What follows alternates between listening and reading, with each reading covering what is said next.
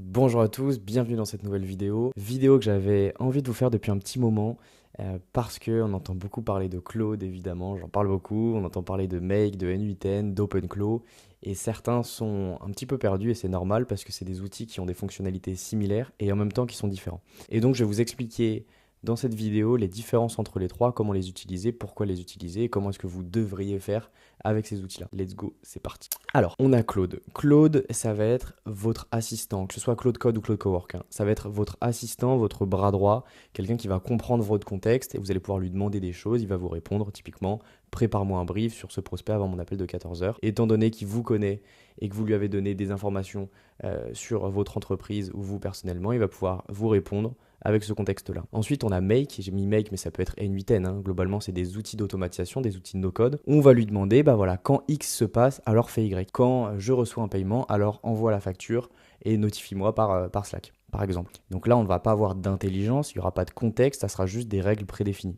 Et ensuite, on a OpenClaw qui est un petit peu particulier parce que c'est un mix de Make et Claude finalement, ou de N8N et de Claude. Pourquoi? Parce qu'il va pouvoir avoir des déclenchements manuels, donc c'est nous qui allons solliciter, mais également des déclenchements automatiques. C'est lui qui va pouvoir venir directement à nous en nous proposant des choses.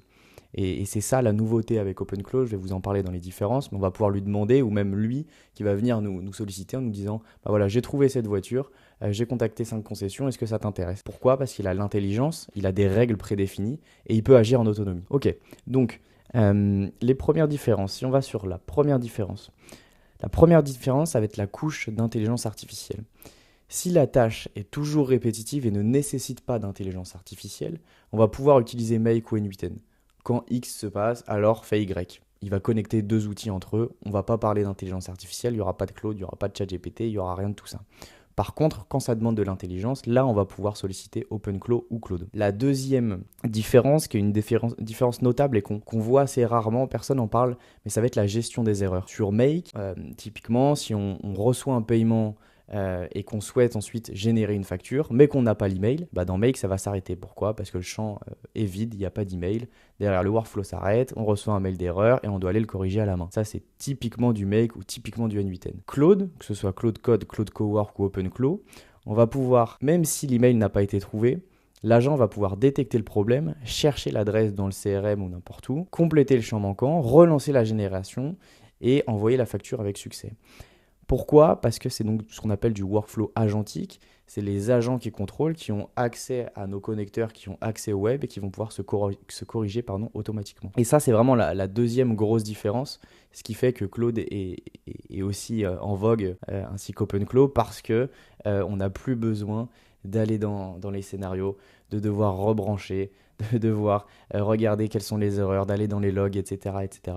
Là, on a Claude qui nous le fait automatiquement. Et puis la troisième différence, ça va être au niveau des déclencheurs. Claude Code ou Claude Cowork, va attendre un déclencheur manuel. On va devoir, nous, aller le solliciter. Bon, maintenant, on a les tâches programmées qui sont arrivées il n'y a pas longtemps, mais ces tâches programmées, on peut les programmer le matin ou le soir, mais globalement, ça ne sera pas un agent autonome. C'est pas lui qui va venir nous solliciter, il va pas prendre des décisions par lui-même. Il va falloir qu'on lui dise quoi faire. Donc si je lui demande de me préparer un brief, il le fait. Par contre, si j'attends qu'il me le prépare, il me le fera pas. Ça, c'est pour Claude. Pour Make, il va avoir des déclencheurs automatiques. On l'a vu tout à l'heure, si on reçoit un paiement, si on reçoit un mail, si on reçoit quelque chose, alors on va avoir un workflow qui se déclenche. Et donc dans ces cas-là, il faudra utiliser Make ou N8N pour avoir ce système de déclenchement automatique. Ou alors, on peut utiliser OpenClaw qui va mixer le déclenchement manuel. On va pouvoir aller lui parler sur WhatsApp, Telegram ou Discord si je ne me trompe pas.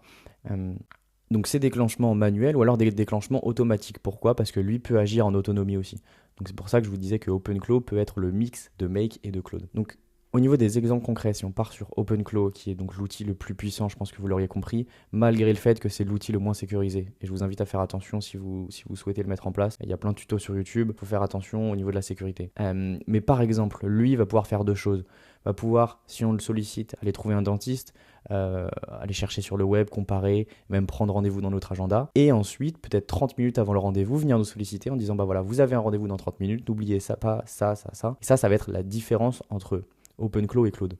Parce que Claude, on va pouvoir aller le solliciter aussi, il va pouvoir nous faire tout ça, mais par contre, il va pas nous envoyer un message 30 minutes avant et nous dire n'oubliez pas ça, ça, ça. Pourquoi? Parce qu'il n'est pas autonome. Il va falloir qu'on aille lui demander. Il n'y aura pas de ce qu'on appelle de l'inbound. Alors que Make, avec des règles prédéfinies, on va pouvoir lui dire À chaque fois que j'ai un nouveau lead qui rentre sur Typeform, tu me l'ajoutes à mon CRM, tu envoies un email et tu envoies une notif Slack. Et ça, on est sûr dans tous les cas qu'il ne fera pas de vagues, qu'il n'ira pas à droite à gauche, qu'il ne va pas nous envoyer de messages ou qu'il n'y aura pas d'erreur. Dans tous les cas, il le fera. Et ça, c'est donc ce qu'on appelle un workflow déterministe. Et Claude, enfin, on va venir le solliciter et lui va avoir accès à tous nos outils, à tout notre contexte, contrairement à Make, et va pouvoir, par exemple, à partir d'un brief de prospect, aller le chercher sur LinkedIn pour analyser ce profil-là, générer un document, etc., etc. Donc le setup idéal, moi ce que je veux vous dire, c'est pas forcément de choisir un de ces 3 outils, je pense que ces 3 outils sont complémentaires. Si vous voulez pousser la chose, parce qu'OpenClaw est l'outil le plus puissant et le plus poussé, mais ça demande quand même une configuration. Vous pouvez le tester pour des agents IA autonomes. Personnellement, j'ai testé. C'est vraiment, vraiment bien. Par contre, ça demande un gros setup et ça demande de mettre en place énormément de règles et d'anticiper énormément de choses. Make, pour la répétition, très important en back-end. Vous faites quelques workflows. Vous savez qu'à tel moment, il y a telle chose qui va se passer. Et ça, dans tous les cas, vous vous en préoccupez pas parce que c'est quelque chose que vous avez fait au préalable. Et c'est des workflows qui sont donc déterministes. Et ensuite, Claude, ce que je vous conseille, c'est de l'utiliser en assistant au quotidien. C'est vraiment votre bras droit. Vous allez pouvoir créer des skills. J'en ai parlé dans d'autres vidéos pour donc construire, raisonner et échanger, brainstormer, analyser, etc., etc. Voilà, j'espère que cette vidéo vous aura plu. J'espère que vous avez compris les différences entre ces 3 outils. Et je vous souhaite à tous une bonne journée ou une bonne soirée.